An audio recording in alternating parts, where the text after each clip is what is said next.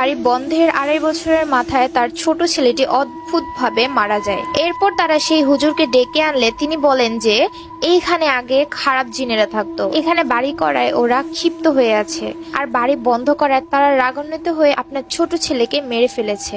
তখন তারা এই বাড়ি ছেড়ে চলে যায় এবং বাড়ি বিক্রির চেষ্টা করে, তবে বিক্রি করতে পারেনি। তাছাড়া আপনারাও এই ঘটনার কিছুদিন পরে বাসায় চলে এসেছিলেন। আল্লাহর রহমতে আপনার মেয়েটি বেঁচে গিয়েছে। এসব বলে তিনি আমাকে কোরআনের কিছু আয়াত পড়ে রুকাইয়া করে দিলেন আর পানি পড়া দিলেন। সেই সাথে আমার আম্মু আব্বুকে বললেন খুব দ্রুত একটি নতুন বাসা দেখতে আর এখান থেকে চলে যেতে।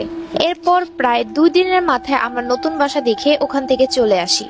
তবে আসার দিন শেষবারের মতো আমি আমার রুমটা দেখতে একটু ভেতরে গিয়েছিলাম, আম্মু আব্বুকে বাইরে দাঁড় করিয়ে রেখে। ভিতরে গিয়ে কিছু দেখতে পেলাম না। তবে যখনই মেন দরজার সামনে এসে বাসা থেকে বের হতে যাব, ঠিক তখনই একটা শব্দে আমার রুমের দরজাটা বন্ধ হয়ে গেল। আম্মু